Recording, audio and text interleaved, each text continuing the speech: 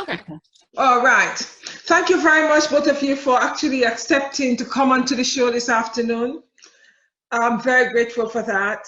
Today, we'll be looking at various strategies which you are using while teaching live in our new normal situation. I would like you to introduce yourself, tell us who you are and what country you're coming from and the type of students you do teach. It doesn't matter which one of you want to go first. Okay. I guess I can go. My name is Danina White. I live in Indiana and I teach kindergarten. Right. Thank you. I'm Samantha Dunbar. I live in Connecticut and I'm in high school. Okay. Thank you for that. Right, what I'm looking at is the various strategies that you do use to teach your students online, because as we know aware, we now on a new normal setup. So we can no longer use everything we use in the classroom to online. We are using some of it, but not all of it. And then the interesting thing about it, you are teaching kindergarten. How are you coping teaching them online? Well, like you said, it's challenging because I have small ones, and so student engagement, has to be high. So you have to really be cognizant of how you're presenting material. Is it going to be like engaging for them? But a lot of the things that strategies I would use anyway. Like I would also, like when I teach in my Google Classroom, I always make sure that when I'm teaching live, I have something kinesthetic for them to do. And even when I just give a lesson, I know some students are auditory, so I make sure there is something that they could listen to. I might put that in my lesson plan. I use whole brain, so I make sure that, they're doing symbols or and there's things that would trigger their memory. I use a lot of videos.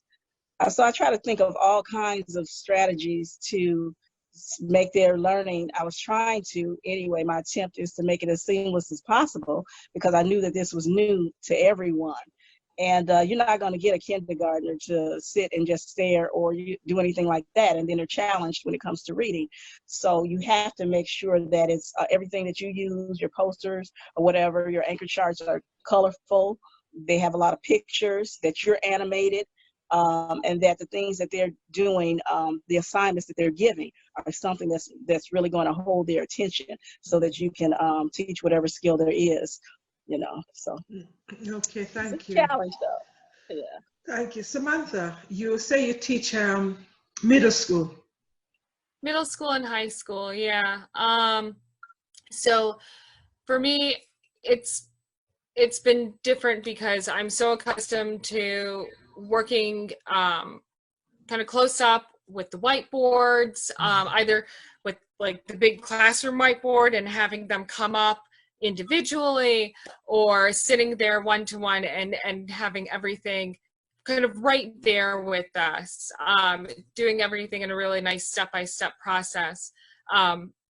We don't use anchor charts at my school for my age group, even though I have seen in other middle schools and high schools that they do still use anchor charts, which is nice. But maintaining my students' interest level with something like that is a lot more difficult. So we've been doing a lot of shared documents, and that has its gives and takes with it. I feel like there's a lot more liberty to kind of mess around with that. Okay. But at the same time, it also gives them that opportunity to kind of be themselves and get comfortable with being taught online. So it's definitely different not having that direct face-to-face time, doing shared screens instead of having like, okay, this is the thing that we're doing and we can do it step by step and let me walk you through it. Some of the more difficult concepts just aren't as easily translated via distance learning. So okay, thank you. In terms of the strategies you use online, Are you using anything different from what you'd be using in the classroom?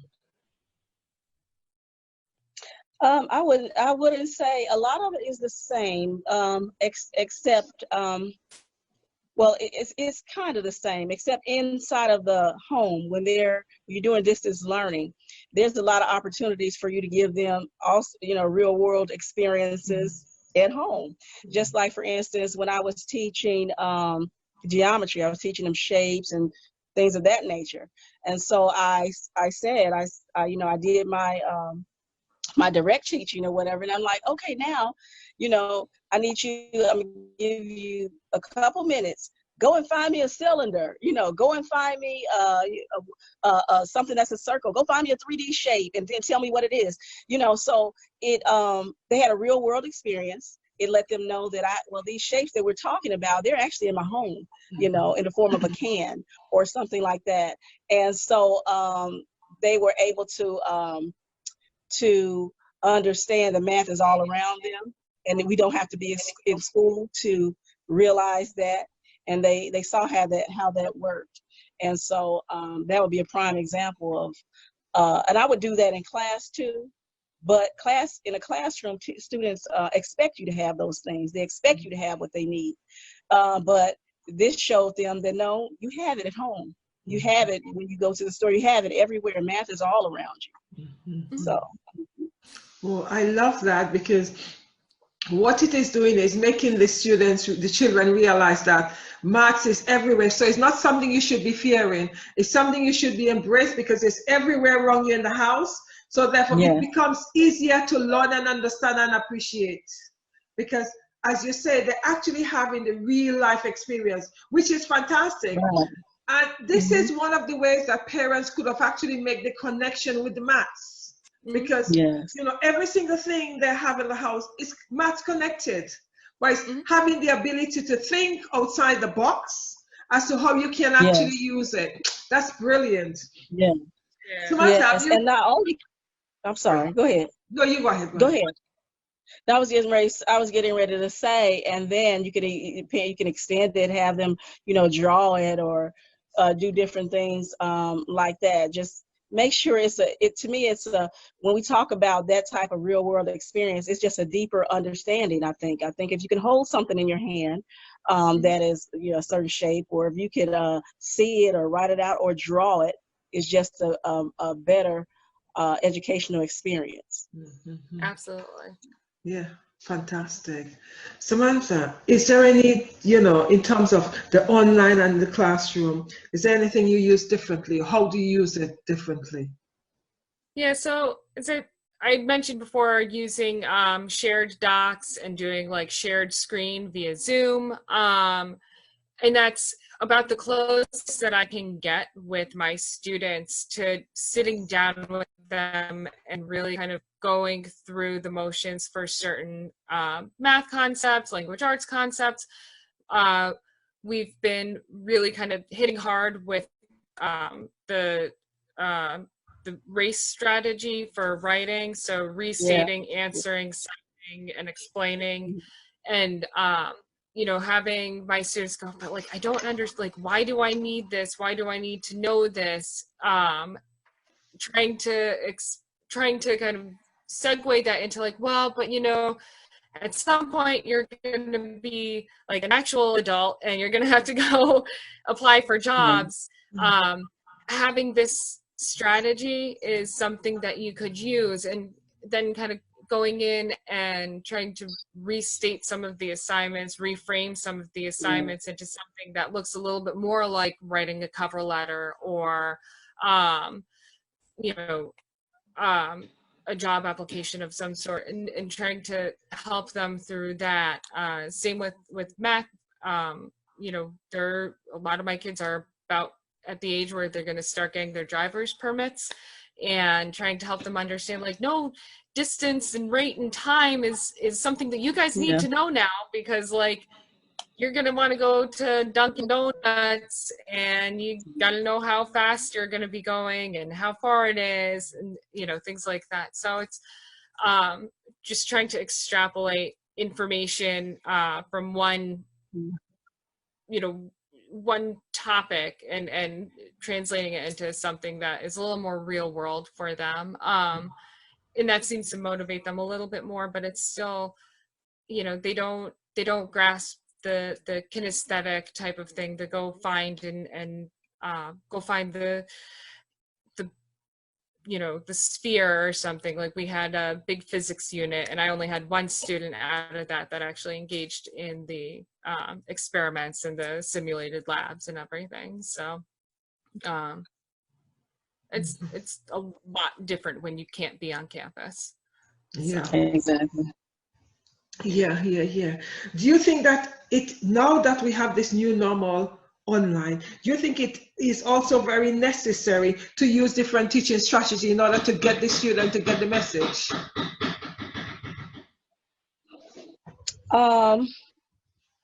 Yeah, I think so. I think whatever. I think with it being online and not being in the classroom, you definitely have to. Again, you have to really think about how students are going to be engaged, because you have other outside influences in the home.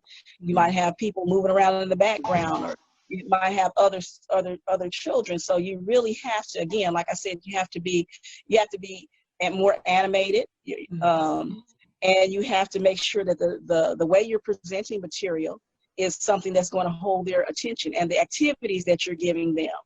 Like I had my kids make paper airplanes at home, make the paper airplane, anything that's going to, during my, it was the science lesson, but anything that's going to hold their attention, you have to be more intentional with it. You have to do that in classroom too, but again, you have those resources, but the management piece and the being able to control the external influences at their home, you don't have that. So you have to really, I guess, put in more energy to making sure that those students are engaged with what you're trying to teach them. Yeah. That's one of the factors we teach in online. I find teaching online is very innovative, but at the same time, you are constantly thinking outside of the box. Yeah. Yes. Because the way you used to teach in the classroom, there's no way you could actually do it. As you said, then in order to engage them, to keep the attention, that's one of the main focus. Because as you said, they're so easy to really, do something else, get up and leave the screen blank, or under the table doing something. So you have to make sure that you always keep them. So it is so important to think outside the box, even more so than we used to. Yeah. And can I just say this? Also, we're teaching from home, so that means we don't have those materials either. Right. When we came into the house, we were say grab this, grab that. So we grabbed as much as we could, but we couldn't take the whole classroom. So in the house, you're using your refrigerator, or you're using in your bedroom, you're using your wall, or you're using other stuff around the house, because you still have to teach this lesson where those students are going to understand it. So you're doing things and using things you would normally use. So it really, to me, it made us better educators, definitely.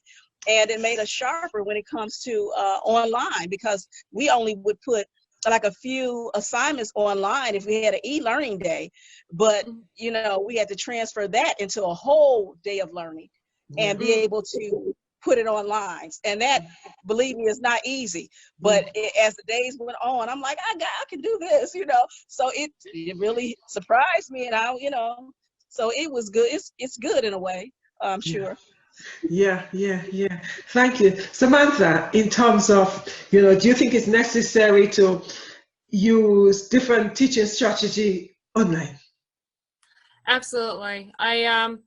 So again, the community that I work with, the school community that I work with, is every student there has an IEP, every student there has 504. So everything is already very highly individualized. That being said, all of that individualization, all that differentiation that we've done on campus, we have to completely rewrite it for the students teaching via distance. And Danita really had it right with the classroom management piece, and trying to control for whatever background. So with my students who are older, I might be doing a shared screen or a shared document with them, and if I can't see them, they might be sitting there playing Fortnite or something else on their gaming system that's like right next to the computer, and just kind of like giving me, you know, not full responses. Right.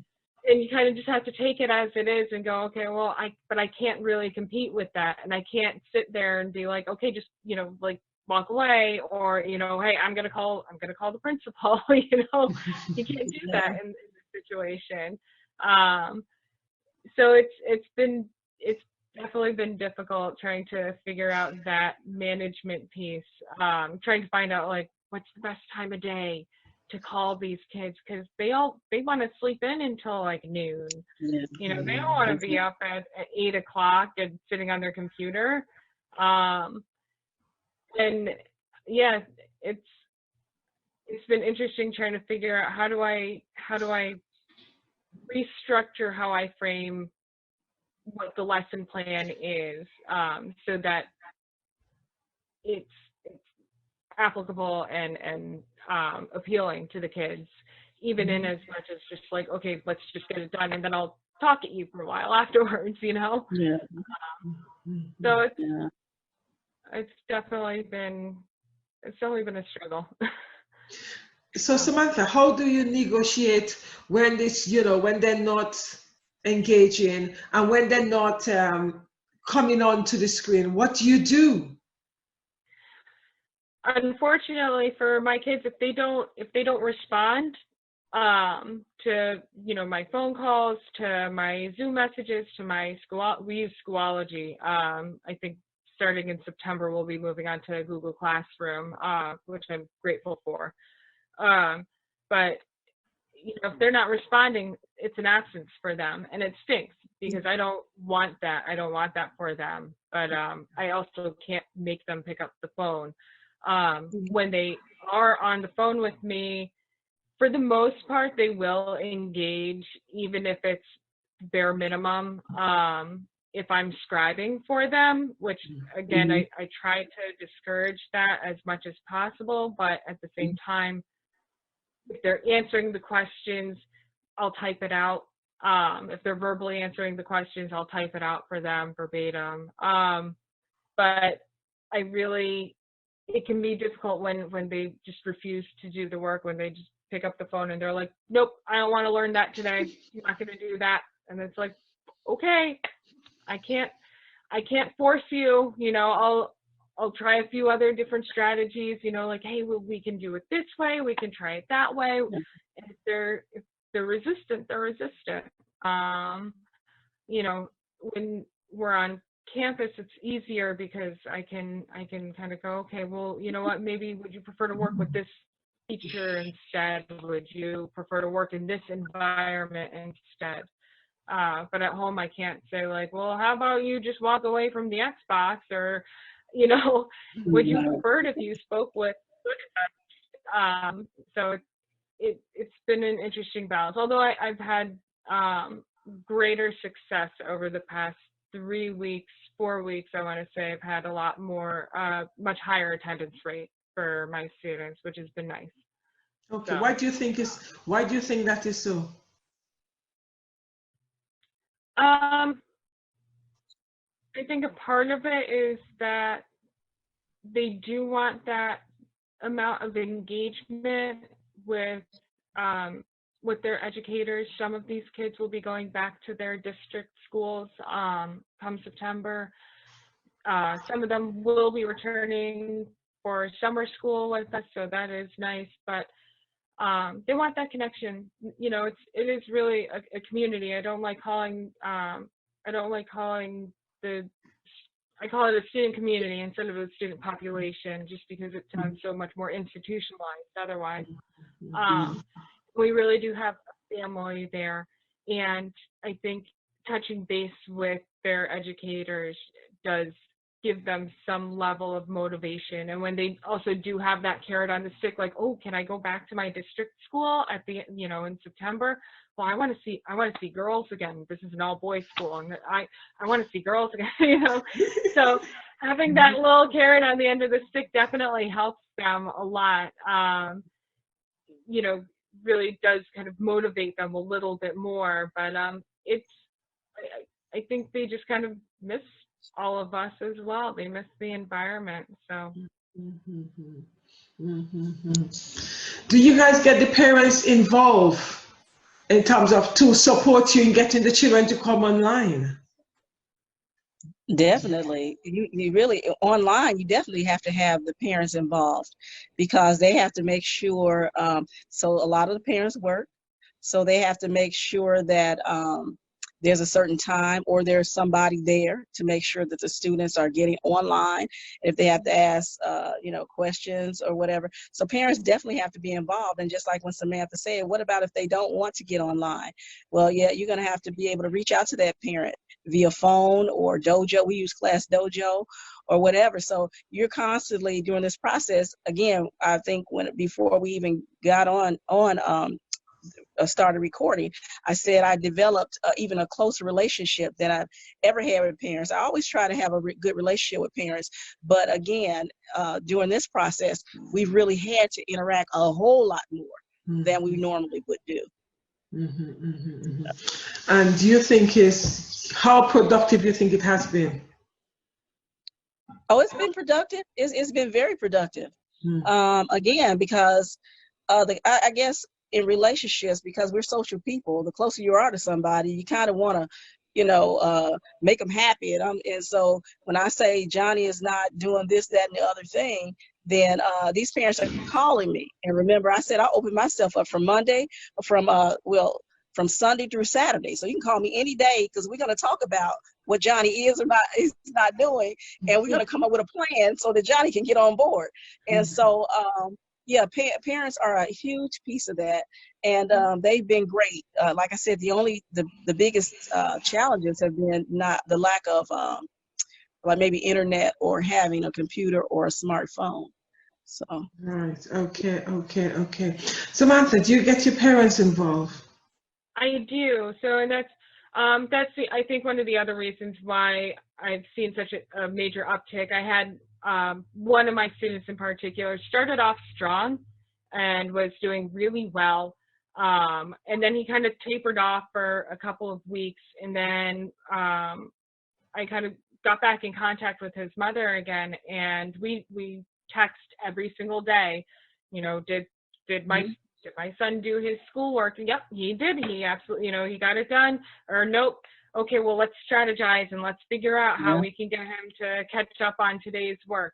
And so that's been huge for us. But then I also have other students who have much more strained relationships with their parents, especially being at that like vulnerable teenage years when you're gonna push back no matter what. Even if you're the best kid in the whole wide world, you're going to push against mom and dad or whomever your guardian is. So we do, sometimes it's easier to circumnavigate that and go through a friend. Sometimes I'll contact a friend instead and say, okay, hey, can you get your buddy online so I can talk to him and get him to do his work? Oh, yeah. 10 minutes later, I've got him online and we're working through his schoolwork together. So, I definitely enjoy having the relationship with the parents that I do at this point, because again, in my school, we take students from all over the state. So we don't necessarily have a lot of like drop off and pick up from parent guardians. We don't have that access quite as regularly. So this for me was kind of stepping back into my comfort zone, having worked in public schools before this, and being able to contact the parents and being able to talk about their students and always starting off on the right foot with, listen, here's some anecdotal evidence as to how wonderful your child is, how wonderful your son is, and what I know he's capable of. So let's kind of keep on moving in that direction. And so that helps helps with the parents having not known us very well beforehand. So that's been helpful. Okay. And then, you know, when I think about the parents too, whenever you give directions, you have to be very specific, because you know that the parents they're going to have to be able to explain this. Maybe if you're not online with the student or whatever, so you got to really think about and give examples. You have to really think about how you're delivering your instructions, even because we know parents are not normally the teachers, so they have to be clear on what it is that you're teaching. So that's another challenge, is being very intentional on even the language that you use. That's very, very true, because now we, you know, it's like, as you said, Danina, we have to be mindful that the parents sometimes now is the teacher, because we are not there. We're teaching them for a set amount of time, and then the parents will have to take over. So if that child doesn't understand, the parents need to understand it well enough to explain to the child. It is very true. Very, very true. Very, very true. Absolutely. Yeah. Absolutely. This online situation have actually, as I said, make us really think on our feet a lot more than we were thinking on our feet. Because as educators, we are always thinking on our feet, because there's sometimes you have a lesson plan and you need to abandon the lesson plan and just teach your lesson from what actually come to you, because this lesson plan is not working. They are not engaging. For whatever reason, you've lost your class, so you need to actually have your class again. So this lesson plan goes out the window, and you are standing there thinking on your feet while you teach, actually thinking on your feet. You know, so this situation, the new normal, I feel, have actually enabled educators to think even more so on their feet. I also feel that, you know, Dana, you said that earlier on, it enabled us to be even more innovative. Yes. And Samantha, you touched on that as well, because we now have to think so much out of the box, not just out of the box, you know, real out of the box and out of our comfort zone, to ensure that these lessons are engaging. These lessons, the student understand it. And in terms of technology, I don't know about you guys, for me, technology was not my forte. I used to be so afraid of technology. You know, I would panic and my legs would shake and my, you know, all over. Now I realize that because going on good old YouTube, I become so comfortable with this technology. Now I'm thinking, oh, what was all that about? You know, but because the time, these are things that I wasn't doing all the time. So for me, I now embrace technology. I'm not too sure about you guys. Tell us how you actually feel in terms of having to do this online, where were you used to it? Is this something that you do all the time? What was the issues? Wow, anything that you don't know is an issue. It's just learning, and it's a lot of different pieces. As you can see, technology doesn't always work like we think it should. You know, you might do it this and it works perfectly, and tomorrow you might have problems. But the more you use it with fidelity, the more you use it, it becomes comfortable, and you're able to get comfortable with it, and you're able to add to it, and I think that it's an ongoing learning process, because technology is all kinds of stuff is always coming out, all kinds of programs, all kinds of this. However, we've learned through this process that we can do it. It's doable, and all it takes is a little time and a little practice, and we can do this. So I think it's a good thing for me, because I was like you. I get nervous when you got to use too much technology, but yeah, it's a good thing. Yeah. Samantha? I like the platform. I mean, I like being able to teach online. I like seeing some of the lessons that, like, for my own children, kind of watching them learn online. I think it gives them a little more autonomy in a way, especially for older kids. I have a second grader, but I also have a sixth grader. So, and then a fifth grader in between. So for my older two, they get that sense of owning some of their education by exploring a little bit more into certain topics. And even my second grader, for his science and social studies, it was kind of like just to, you know, choose any anything from these different websites to research, and he would spend a good hour just researching science and social studies topics. So that was really nice. But from an educator's perspective, for my school, it's been difficult. I think if I were back in like a mainstream public school, it would have been a different story. I do like that we are planning on rolling out, as I said, we're planning on rolling out Google Classroom, which I think will be far more optimized for teaching, distance learning and distance teaching. And regardless of what happens in September, we plan on carrying forwards with this, so that way, you know, I live in Connecticut, we get snow. Sometimes we get snow. I don't know. It's New England. It's weird weather here. You know, we might have like a week worth of snow days. This would kind of keep us from having to go into, you know, late June, because my kids are done with school next Wednesday, and then I'm done with school at the end of the month. So, and a part of that is snow days. A part of that was because we're just trying to maximize the amount of contact that we have with students. So. And I think for our students, because I have kindergarten and they go up, technology is here to stay, and where we're using it a little, and now they've had to use it for all of this time. I think they're going to be able to compete, you know, with other students as far as being knowledgeable about how to use it.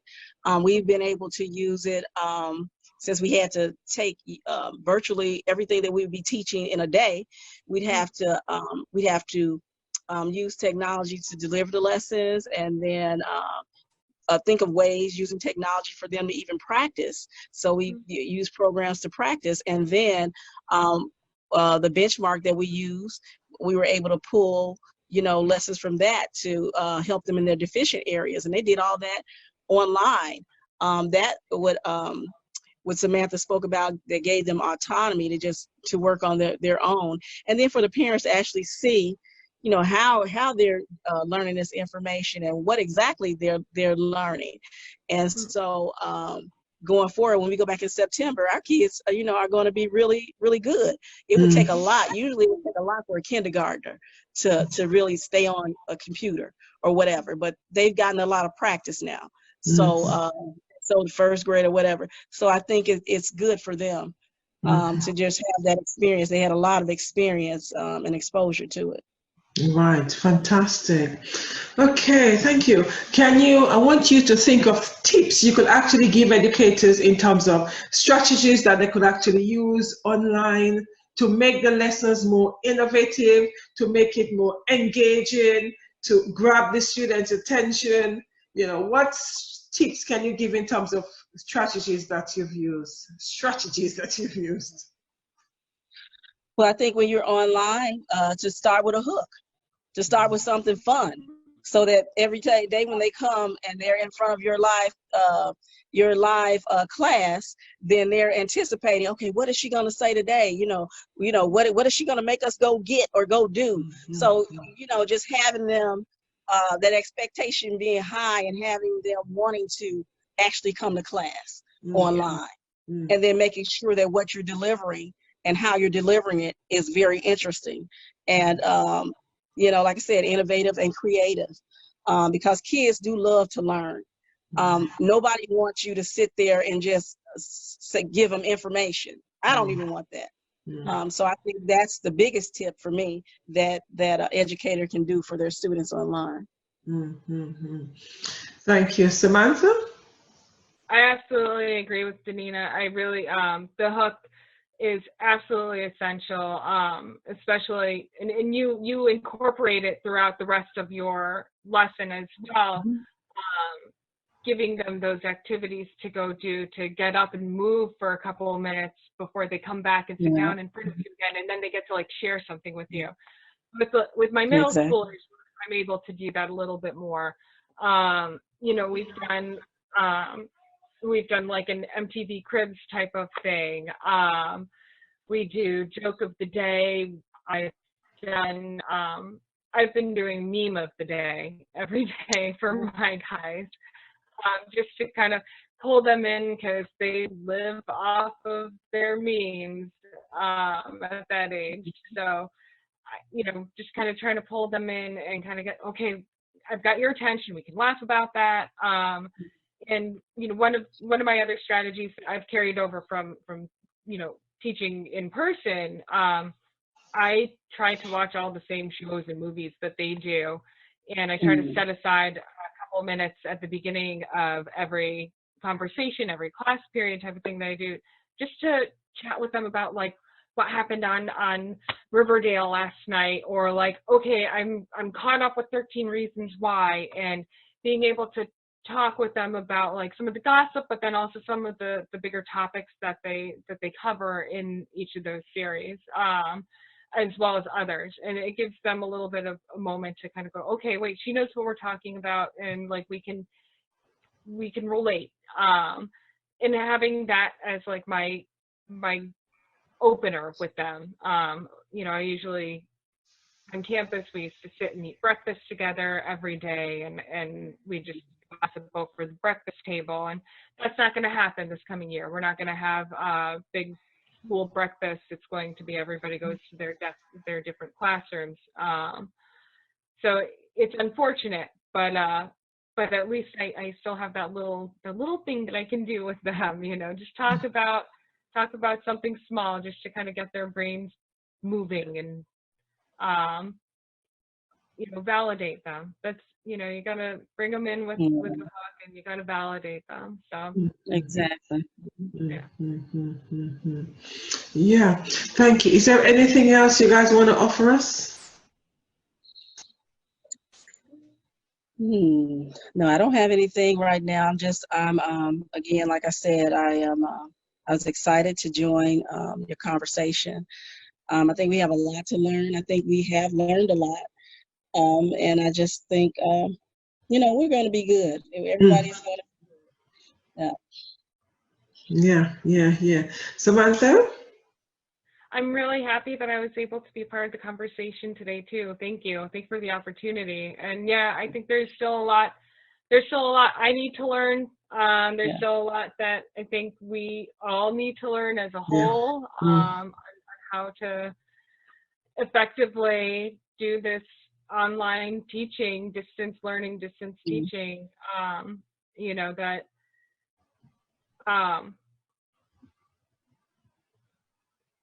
It's we can't use crutches when we're teaching from a distance, whereas in the classroom we can figure out that classroom management piece. So I think that's really what it comes down to at this point, is the classroom management and the engagement, and learning all the different new techniques and strategies that all the apps that we have on hand available to us. So yeah. Well, classroom management goes out the window, isn't it? Yeah. It really goes out the window online, because they're leaving you on the space and they disappear, so there's nothing you can say. Exactly. Far more challenging.